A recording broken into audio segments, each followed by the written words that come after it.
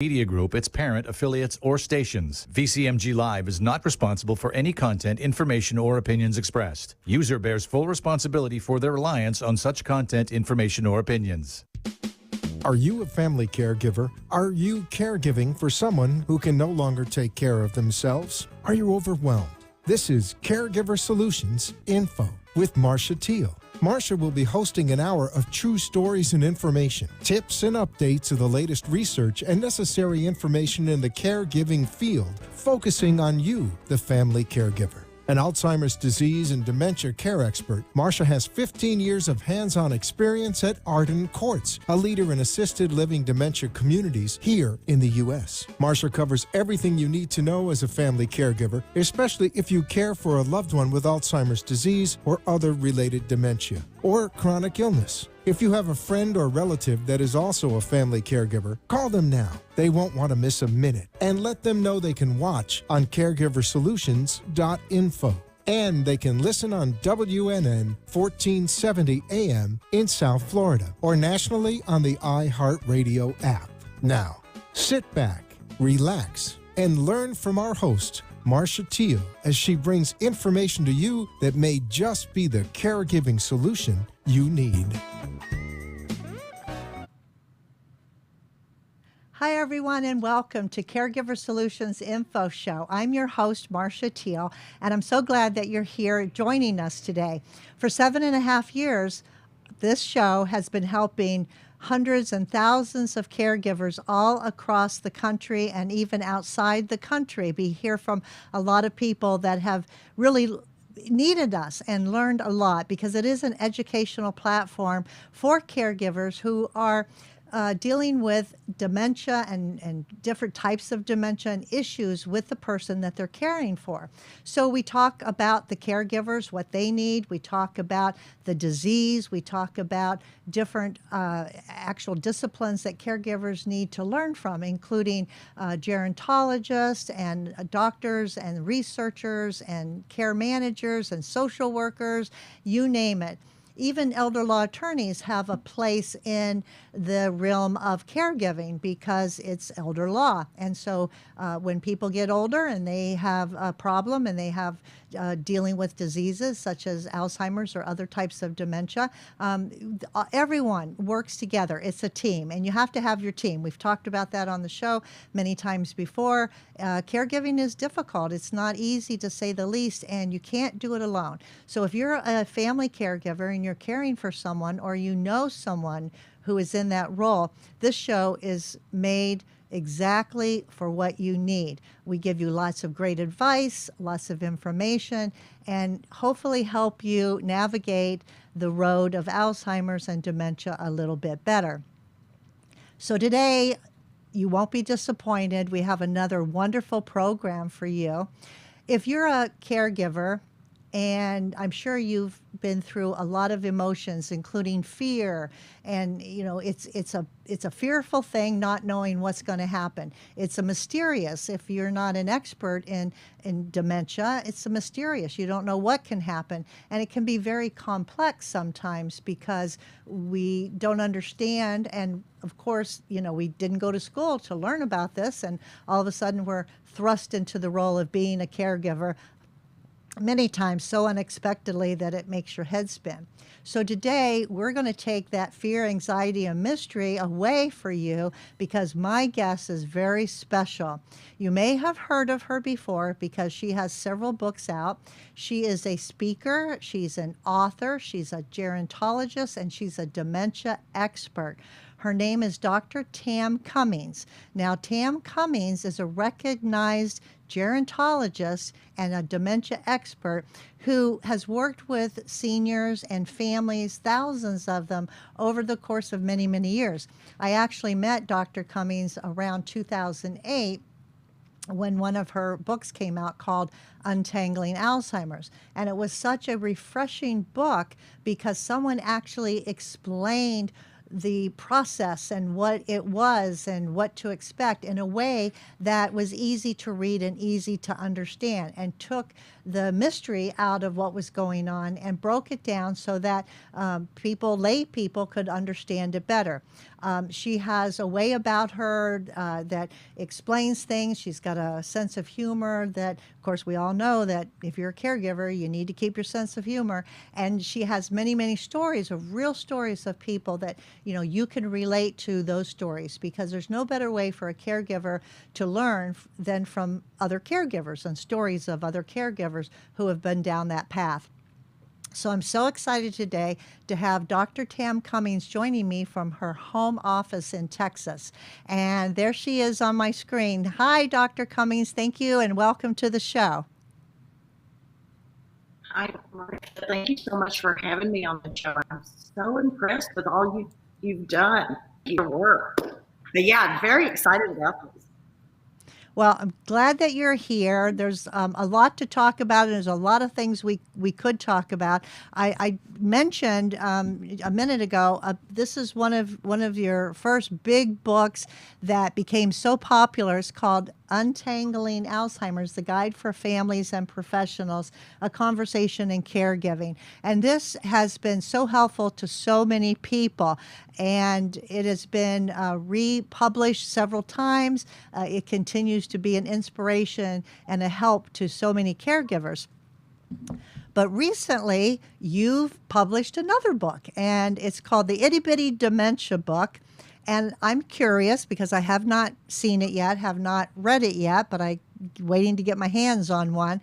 I want to know why you wrote another book, because Untangling Alzheimer's is a great resource, but you wrote another book, and I want to find out why you wrote it and how your new book is different from the Untangling Alzheimer's book. Well, first of all, thank you guys for having me. I really, really appreciate getting to see you again, because I haven't seen you in a while. And I'm excited that I'm going to be there next week, so maybe I'll get to see you in person. And thank you for having me on your show. I know it does help so many folks, and you did something that may kind of be the opposite of how I'm known as telling you about the monster in the room. And I believe that families need straightforward, understandable information about the disease process and the progression of the disease that their loved one is going to face. And so I had been working on some ideas about what are basic questions that I continue to see over and over and over again from families or professional caregivers, that if I could really just reduce it down into chunks, what are these pieces of information the basic person doesn't seem to be aware of?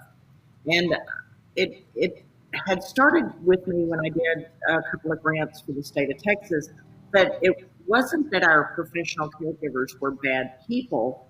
It's that they simply didn't seem to be aware that this person they were doing care for actually has terminal brain damage, and they had terminal brain disease that's destroying their brain.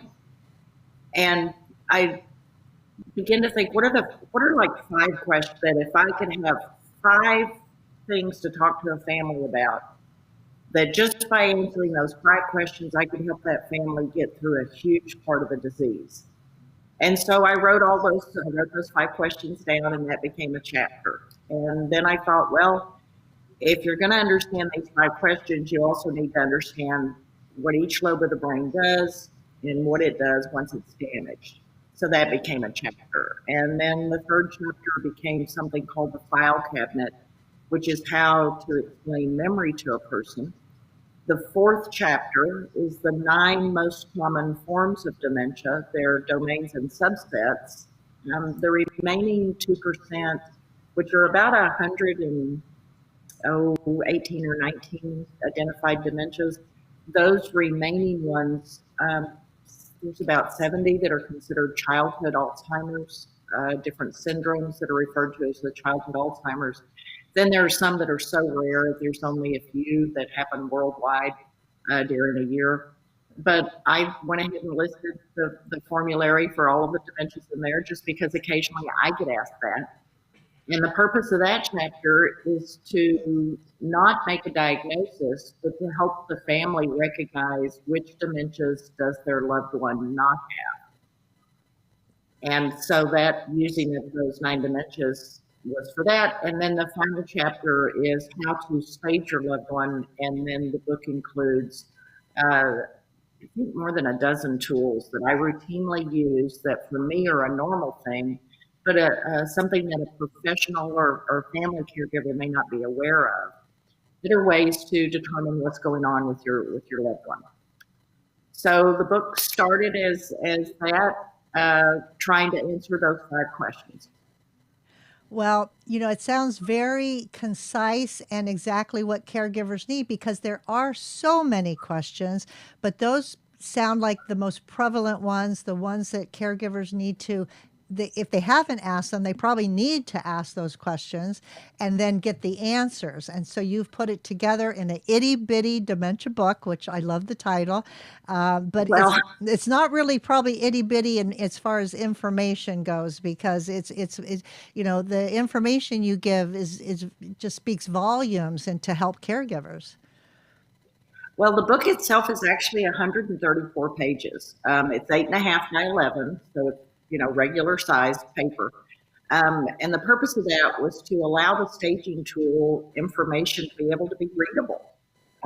Some of this font's very, very small, so we wanted folks to be able to read it. And obviously, most people over the age of or under the age of 40 are certainly not reading anything I've written.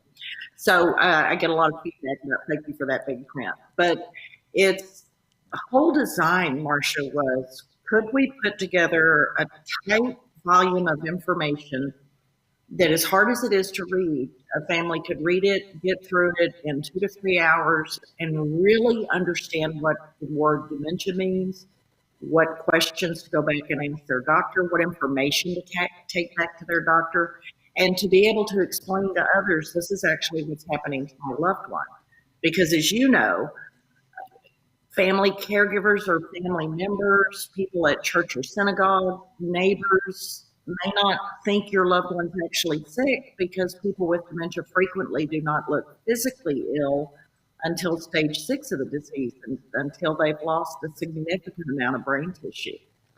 And because of that, people don't believe that they're actually ill. And my whole hope was to be able to give families a reference guide, information and tools that would let them be a better descriptor back to their physician, and a way to understand what's coming next and to get prepared for it. Well, it's perfect. So going back to what you said a few minutes ago, some of the questions that you put in the book, you talked about the different forms of dementia. One of the questions that I get, I'm sure you get it all the time too, is what's the difference between dementia and Alzheimer's?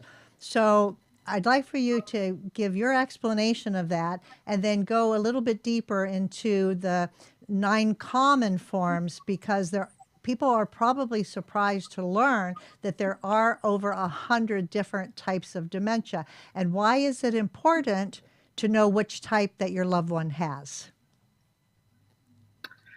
Those are great questions. So to your first question, and this is question number 1 in chapter 1, and that question is, which dementia does your have? And for many families, the first time someone's asked them, not is it Alzheimer's or is it dementia, but actually ask which form of dementia. So, for example, Marcia, if I ask you what form of dementia your loved one had, and you said Alzheimer's, I would ask which form of Alzheimer's, right?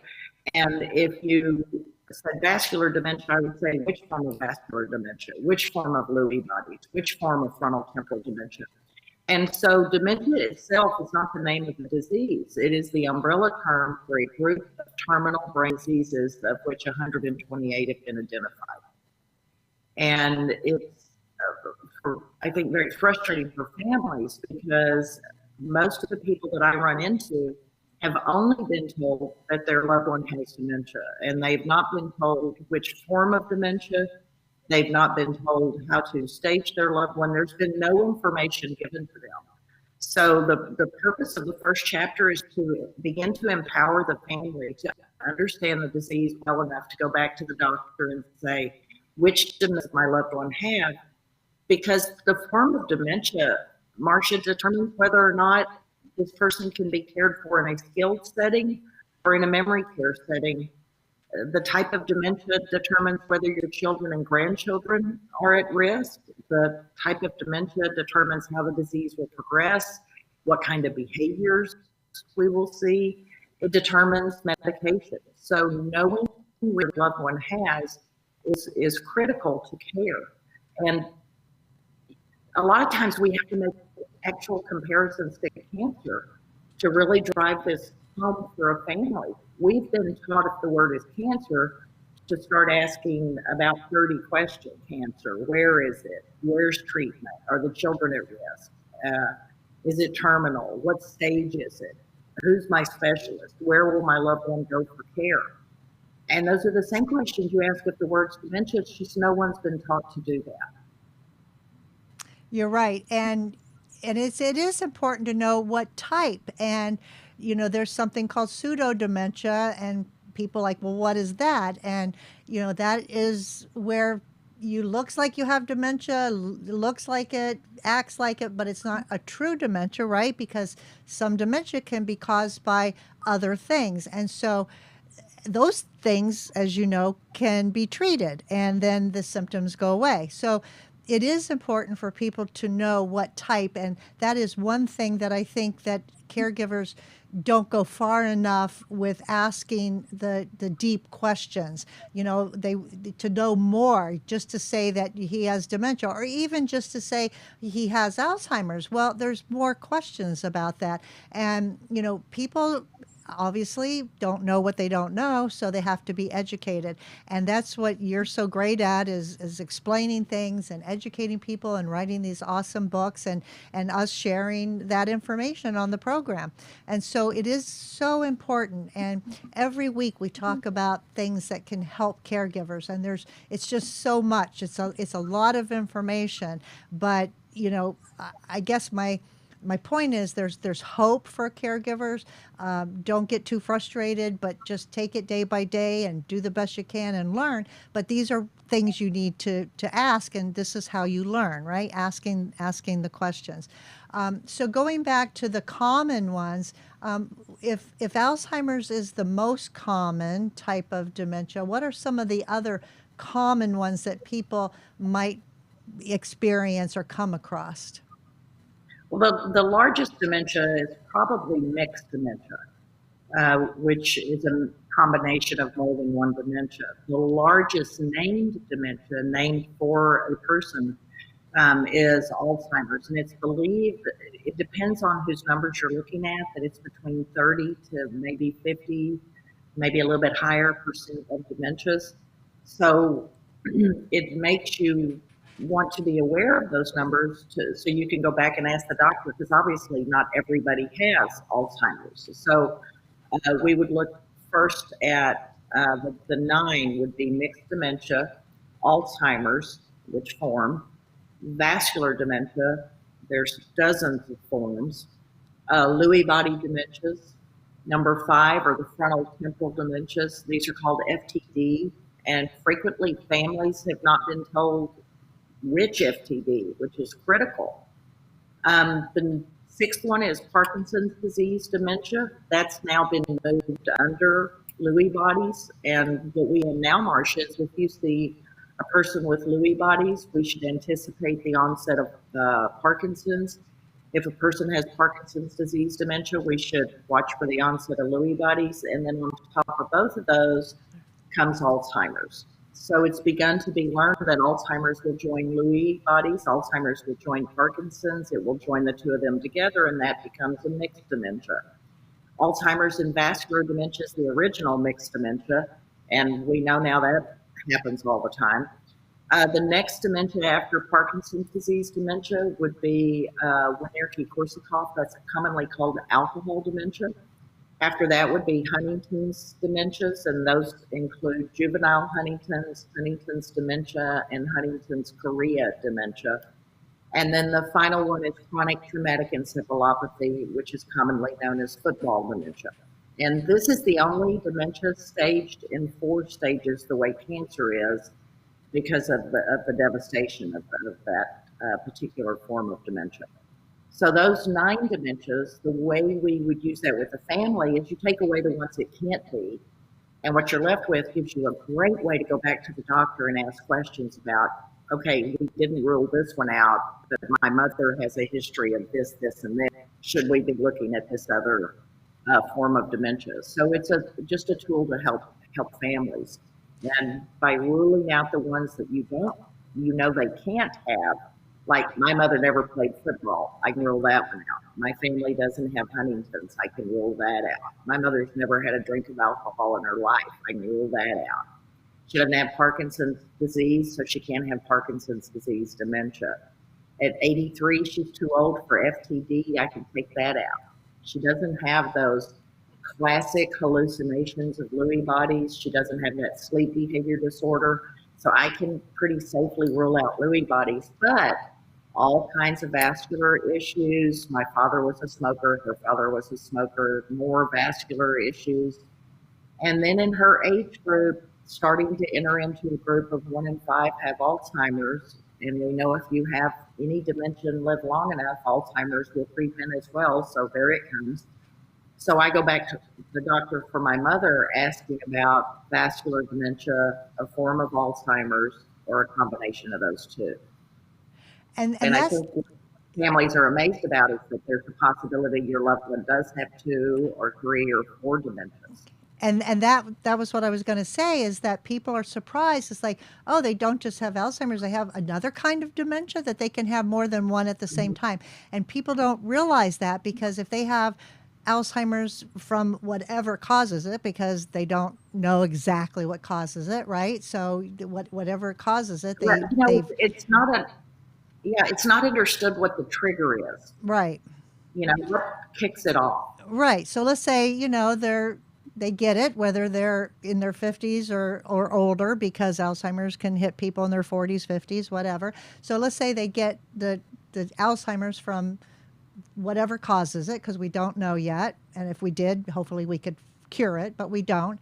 And at the same time, a person has heart issues and they have vascular problems, circulatory problems that can cause either strokes or mini strokes or heart attack type of thing. And all of a sudden that affects the brain. So there you go. That's how you can get 2 types of dementia and have them at the same time. And I think that is really eye-opening to a lot of people that would never even think about that. Oh, and Alzheimer's is so aggressive that it's considered a first cousin of Lewy bodies, a first cousin of Parkinson's, a first cousin of the FTDs. And so, families are frequently surprised that when we take away the ones that it can't be, they actually are going back to the doctor asking about multiple forms of dementia. So I think it may be a number higher than we've thought about before, but Alzheimer's definitely leads the pack in terms of the individual dementias. And then there it is lurking on the side for any other thing. So it's a concern. Absolutely. I want to go back to something you made an analogy, and I actually use the same analogy when I'm talking about kinds of dementia, and I use the cancer analogy also because it's natural. If someone says, I have cancer, well, what kind do you have? All right. And you were spot on. That's a natural thing. So I recently went to the dermatologist for a checkup, and I hadn't been in several years, unfortunately, because of COVID and all that. And the dermatologist said, oh, you have some pre-cancer on your arms. We're just going to zap it with some liquid nitrogen and take care of it, right? Because it's a pre-cancer. I want you to explain, relative to Alzheimer's, what a pre-Alzheimer's would be, because there's a name for it, mild cognitive impairment, but talk about how that could be a pre-Alzheimer's, just like a pre-cancer. Well, a couple of things, and I forgot to answer this a while ago. When you use the term pseudo dementia, the name for depression is considered pseudo dementia because somebody who has depression doesn't respond cognitively as quickly as they're used to. Right. It also is, currently we're looking at a generation of our elderly group of seniors who may still be part of a group that don't understand depression is actually a disease. It's actually a failure of a neurotransmitter to build up, use, fire to reuptake correctly. And that's what the medication is used for. And that's hard because we're still dealing with people that believe depression is just you being lazy and you need to get up, Marcia, and work harder. And what we know now is depression actually appears about 10 years before mild cognitive impairment. And the issue is that if this person had had their depression treated, there's a belief that we wouldn't have seen mild cognitive impairment. So there's beginning to be a serious link physiologically between somebody who develops depression and doesn't treat it and the onset of some form of dementia, and the most common one appears to be the onset of an Alzheimer's. So it's very important that you not only know how to check your loved one for dementia and the geriatric depression scale, check your loved one for depression, I'm sorry, Marcia. The geriatric depression scale, which is what we use to test someone for depression, is in the Itty Bitty Dementia book. And as I say to families, Marcia, when you finish taking the test for your loved one, go ahead and take it for yourself, because you probably have it too. So we know now that we see depression. The depression doesn't get treated, and the whole time it's happening, the person thinks something's wrong with my mind, and there is, but it's treatable. So please go to the doctor. And then we see stage 1 of dementia, which is you and I, aging normally, because every staging tool must have a baseline of normal. Most of us are going to age normally. We're going to live and die at home. We'll never require care of any kind. Stage 2 is called mild cognitive impairment, the medical term for it, mild neurological impairment. And one of the ways to think about it is everybody with dementia had mild cognitive impairment. Not everyone with mild cognitive impairment develops dementia, and they die first. And it's not quite understood. Is MCI something that is in a person for 1 to 4 years, which is kind of what we think? Or is MCI actually present for a decade or more in some people, but it's just the disease moving very, very slowly? So it's not quite understood. And then the third stage of the disease is where the word dementia is used for the first time. Stage 4 is called moderate dementia. Stage 5 is moderately severe dementia. Stage 6 is severe dementia. Stage 7, the bed-bound stage, is called very severe dementia. Yeah, it's so important, and just why I wanted to bring that up, because people think that forgetfulness, forgetting names, forgetting where you put things, they think that's all a natural part of aging, and some of it is because our brain slows down.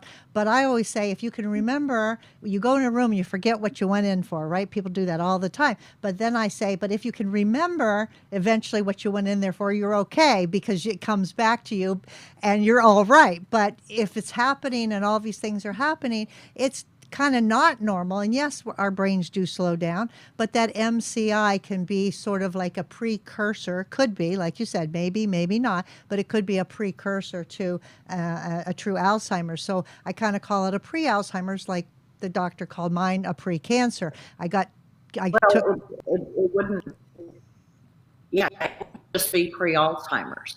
Yes. Being and watching Lewy bodies happen, or Parkinson's disease dementia happen. So you could be witnessing one of the other dementias. But you made a very good point.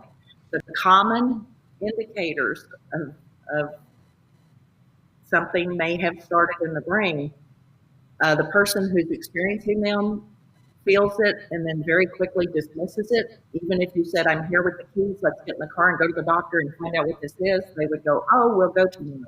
And they're very dismissive of it. And when you read the signs, most family caregivers' first thought is, oh no, I've got it too, because it says things like you lose stuff. And how many of us have lost our cell phone today, this hour? Are your glasses on top of your head? Yeah, somebody told me the other day, they called me and said, I can't wear my glasses. Have you checked your head? I had a lady call me. She was furious. I didn't know who she was. I answered the phone and she said, I'm so mad at my husband. He forgot to tell the doctor he's having memory issues. And that's real, Marcia. I'm not making that up. I said, ma'am, I want you to write that sentence down. I'm going to hang up the phone, read it out loud 3 times and call me back. And she did. So stage 2 says you forget names.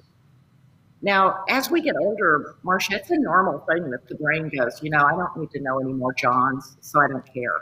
Or the brain goes, you're not my family, I don't care. Or she's been married 4 times already, and that's my sister, and so I don't need to know your name. You're probably just in and out too. So there's a point where the brain goes, I don't care.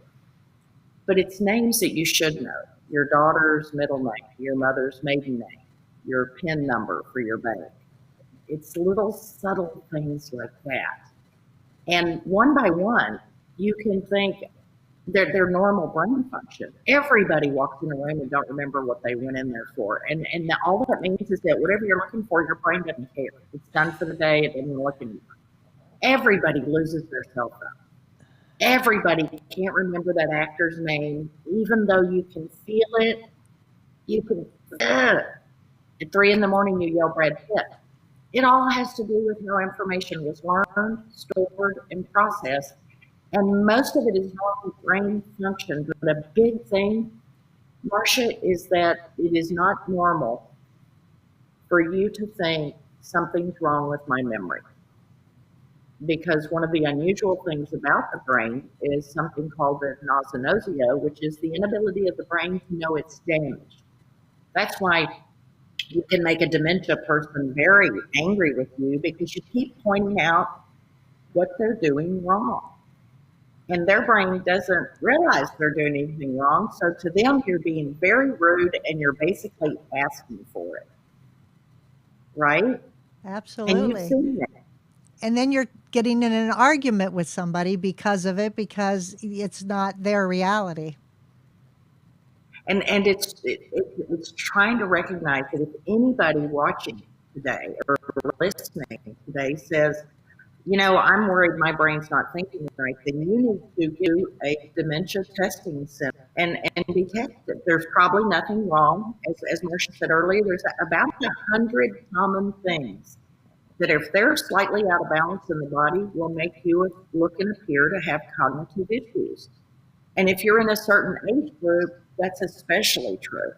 And if you begin to have depression, and this is the age group most likely to have depression because they've suffered more loss. They've buried parents and grandparents. They may have buried adult children, infant children, their friends. There's been loss, and that takes a toll. And then for the dementia caregiver, the amount of care you're doing takes a toll. If you're doing care in stage 5 of the disease, that's the equivalent of 12 professional caregivers. Stress. And if you're doing care in stage 6, you're doing the work of 16 people who take a break every 8 hours. Yeah, this is so good, so good. But we're going to take a break right now, and we're going to thank our national sponsor for this show, and we'll be right back. And we're going to be giving a free book away. So if you are listening or watching, grab a pen and a paper, because you won't want to miss this opportunity to get a free book of Dr. Tam Cummings. Stay with us. We'll be right back.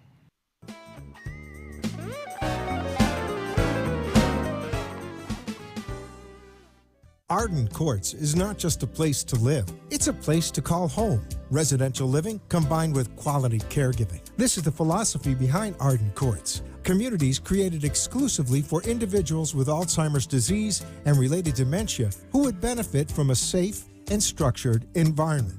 For additional information about any of the unique services Arden Courts provides, call 888-478-2410 to locate a community nearest you. Inquire about our educational seminars, resource library, or support groups, or simply feel free to ask questions you may have about Alzheimer's and related dementias.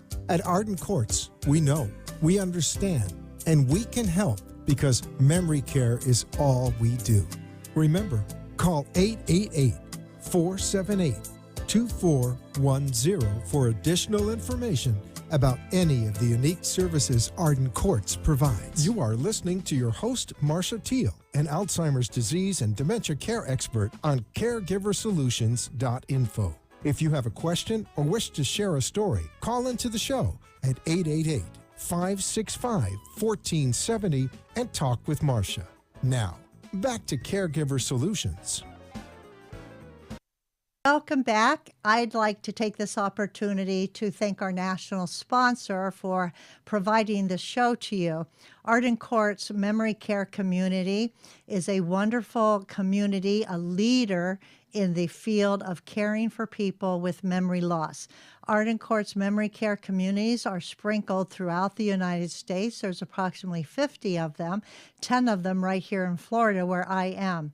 Arden Courts is a great resource. They are leaders. They help you. They help your loved ones. They care about you as much as they care for the people that are living in their communities. And as such, they provide a lot of great information between support groups, between caregiving seminars, and also offering free materials. So today, because you're either listening on the iHeartRadio or you're watching us on the website caregiversolutions.info, Arden Courts would like to offer you free. This is Dr. Tam Cummings, who's the guest today, her book, Untangling Alzheimer's, a guide for families and for professionals. And it's a conversation about caregiving. This is the book. First published in 2008 and has been actually republished several times after, because it is a great resource for families to learn about Alzheimer's, dementia, about caregiving. Actually, this book will help you understand what types of dementia your loved one has and why they have certain behaviors and why their behaviors change. It helps you discover how those behaviors indicate the stage that your loved one is in. And a few minutes ago, Dr. Cummings explained about the stages that a person with dementia goes through. You can learn how to provide care for yourself and better care for your loved one. Recognize when it's time to get additional care. This book actually talks about that. A lot of caregivers wonder, well, when do I need to do this? Or when do I need to go to a nursing home? Or do I need to go to a memory care? This book helps you to determine those answers. And last but not least, it also actually it recognizes the grief that caregivers go through, and it talks about how to accept the grief that comes with the slow and profound loss of your loved one, because it is a long time disease, which means that a person that's been diagnosed, for instance, with Alzheimer's, they can live for 2 to 20 years. So sometimes it's referred to as the long goodbye. So if you would like to have this book, it's absolutely free. All you have to do is send an email to Arden Courts, tell them that you heard about this free book offer on the Caregiver Solution Info Show, give them your name, address, and telephone number, and they will be very happy to mail a copy directly to you. That email address is delray@arden-courts.com, DELRAY at Arden, ARDEN, -courts, COURTS.com. And if you send that email out, they'll get it right away, and make sure that you get your own copy of Dr. Tam Cummings' book, Untangling Alzheimer's. This is a great resource. I highly recommend you take advantage of this opportunity. And so Dr. Tam Cummings is our guest today. I'm very happy to tell you about her book and how amazing it is. We've been talking about her newest book, the Itty Bitty Dementia book, and what all is in that for caregivers. And at this time, Dr. Cummings, I want to thank you for all you do. It's amazing. You travel all over the country and help people and help families, and are always so gracious with your time and for being here. And before we go on with our program, I want to let everybody know that Dr. Cummings is going to be back in South Florida, live and in person next Wednesday. Now, that is a week from tomorrow, and the date is Wednesday, October 19th, and she will be doing a caregiver presentation at the Delray Beach Arden Courts community. That address is 16150 Jog Road in Delray Beach, Florida. It is open and available to register for caregivers. So if you are a caregiver, whether you're a brand new caregiver or an older time caregiver, because caregiving is caregiving, and it doesn't ever stop, because you're a caregiver really your whole life. Because I always say once a caregiver, always a caregiver. And so if you are a caregiver, no matter what stage you're in, you are invited to come and attend this seminar. It's absolutely free. It's an educational program provided and sponsored by Arden Courts, and Dr. Tam Cummings will be there. There are 2 sessions because we expect a big crowd.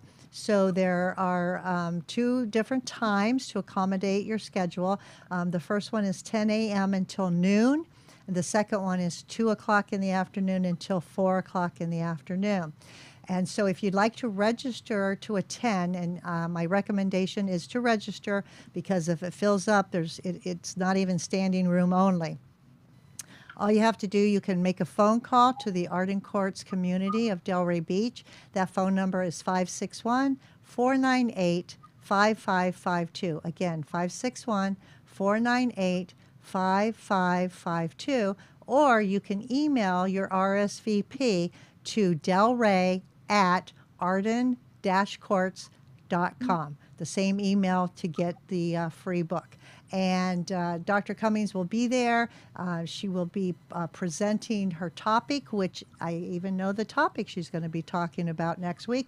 The topic is identifying and working with combative dementia behavior. So this is a great topic. If you're a caregiver and you'd like to learn more about this topic or other topics, come to the seminar. You won't be disappointed. It's a great opportunity if you live in the South Florida area. So thank you, Dr. Cummings, for coming back to Florida and visiting us. We're excited to see you next week. I'll probably be at one of those sessions.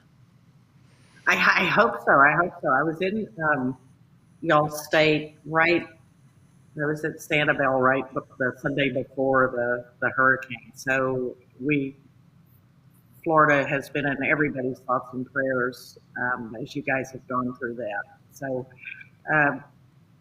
and I actually was there for Arden Courts to do a presentation at a geriatrician conference. And that just makes, you've said several times today, you've said, so when you get your diagnosis, and you Floridians, y'all don't realize there were 70 geriatricians at this conference. I've never seen more than one geriatrician in my career, and I've been a gerontologist 30-something years.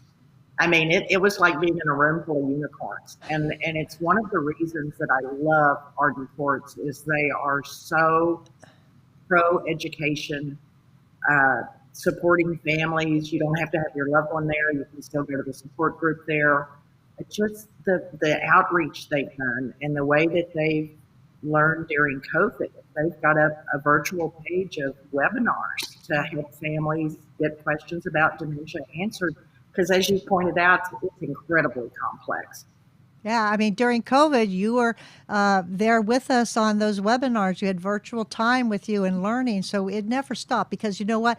Alzheimer's disease doesn't stop. Caregiving doesn't stop. So you were there during the COVID times helping our families. And so, again, we appreciate that. So that being said, I'd like to ask you a question, and this is a big question, but I know you're up for it. After all we talked about, your tools in the Itty Bitty Dementia book and all the different tools and assessments that are in there for loved ones to figure out, to help the doctor find out, what's going on and all of this. And then they go through the battery of different tests, and they go to the neurologist, and, they go through the blood work and all the MRIs and the scans and all of that. And they finally get a true diagnosis. Okay, so my question is, Now what? And so what would you say a caregiver needs to do to prepare for that next step, whatever that next step is after the diagnosis? Well, in the Itty Bitty Dementia book, one of the things I do is recognize that I can't give you every piece of information on this particular dementia, but I send you on to another website that specializes in that dementia. So having a name for the monster helps you keep in focus that they have a brain disease, even though they don't look sick and don't recognize it. And knowing which monster it is helps you prepare for the journey ahead. Because, Marcia, you know what happens. I know what happens. Yeah. But how do we really, really explain and help a family understand that it gets worse? It just gets harder. It gets worse. And eventually the person requires care. And that's a critical juncture for the family. Yeah. But knowing which dementia it is makes the journey a little bit easier in a strange way, but it's because now you realize it's real. I had a family call me. It was actually somebody at my dentist, and they were worried about her dad, who was a rancher, and he just had these giant hands. He was such a big man. And they asked if I would come out to the ranch and meet with him. And, it's only 55 miles away, and where I live in Texas, that's, right around the corner. So I went to see him, and I did the samples test, which showed that there was a motion issue. And he and I talked about what the results of that test meant, and he began to cry because he was, as weird as this sounds, he was thrilled to know that he was not going crazy. He had every indicator that he had a brain disease. And he had been frustrated and angry and terrified because he thought, well, I'm just losing my mind. And so for the person with dementia, in that earlier part of the disease, it's a comfort to know I'm not crazy. There really is something wrong. Later on, that's lost. But for the family, it helps you to take some of the anger and the fire out of your feelings and emotions. They're not pretending. They're not faking. They're not acting like. They're not showing off for the doctor. They're simply responding to brain damage. And if I did the same damage to you or me, Marcia, we would behave the same way. It's nothing on purpose. And so knowing those things gives the family a feeling of empowerment. I mean, how many times have you heard a family tell you, if you would stop coddling my grandmother, she would get up and start moving? Well, she wasn't doing that at home. And the reason she looks better right now is because of the socialization that's going in her care. So for families, the more information you get, the better, and the better prepared you are for what comes next. Yeah. You make great points. And when you said that families don't understand, or a spouse doesn't understand, because they've lived with them maybe 50, 60 years and they know them as a certain way, and all of a sudden they're changing, and it's causing a disconnect, obviously, and so they don't understand. And I tell caregivers, it's not you, don't take it personal, it's not them, it's the disease. And they have to kind of separate that person of who they were, that with the disease, of who that's causing them to be. And that's kind of hard for someone to do.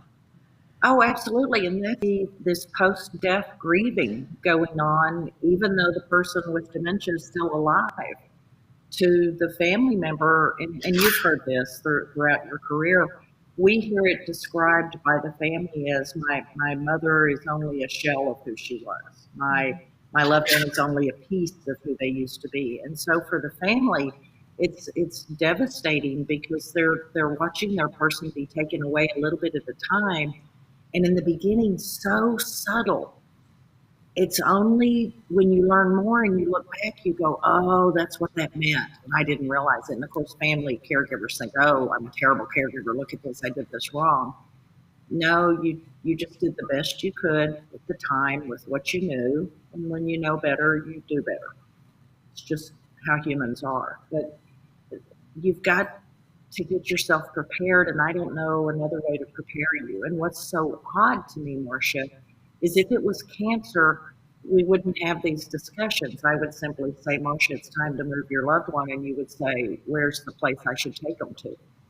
And with dementia, the family's usually been a caregiver at least a decade, whereas in cancer, they've been a caregiver to the family of the person with dementia feels overwhelming levels of guilt that they're not doing enough.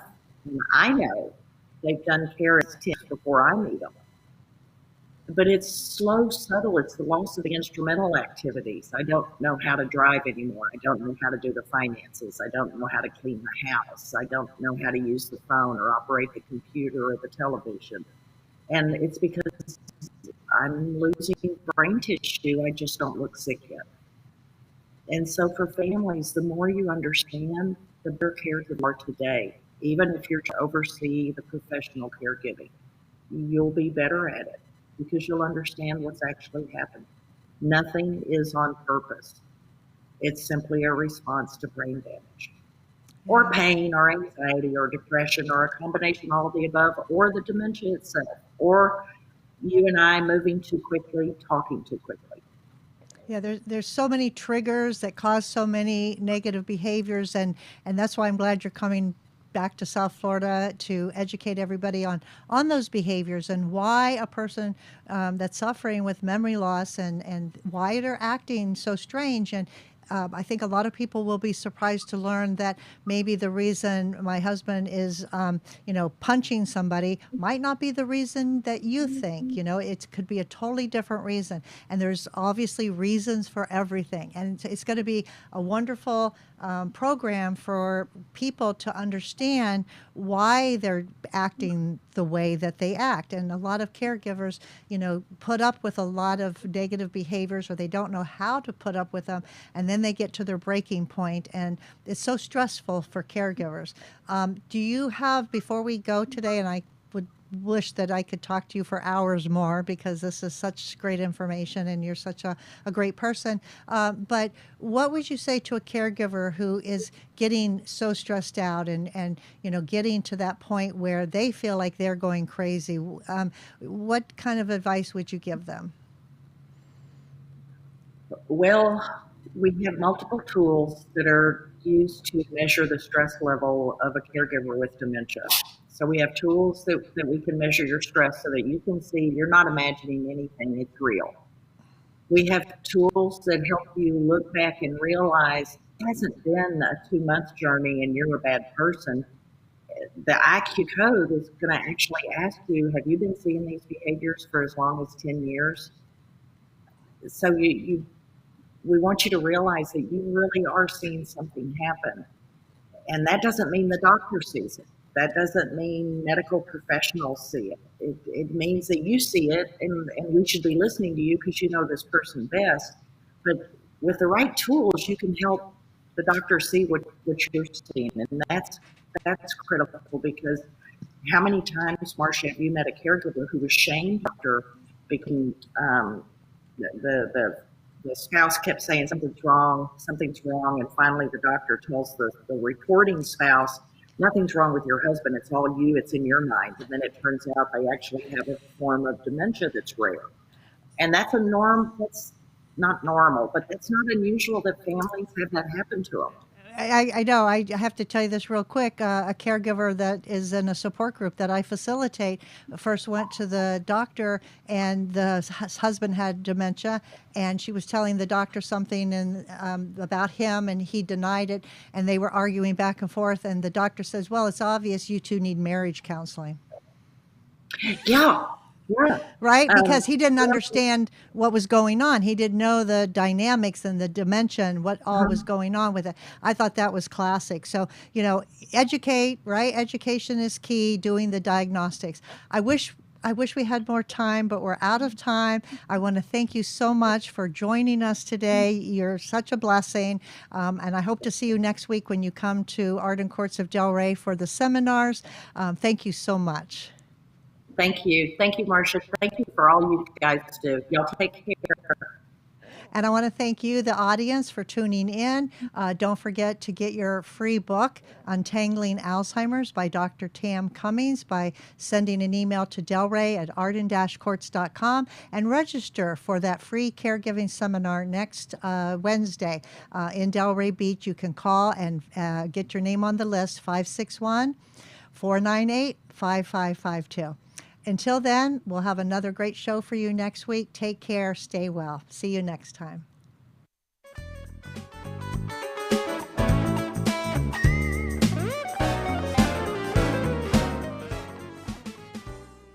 Thanks for joining us for this week's Caregiver Solutions with Marcia Teele. Join us next week as Marcia, who has 15 years of Alzheimer's disease and dementia care experience, brings you more needed information to help with the care of your loved one. This show can be seen again on caregiversolutions.info, and questions can be left on the site, which may be used on the program to help others. See you next week for more Caregiver Solutions.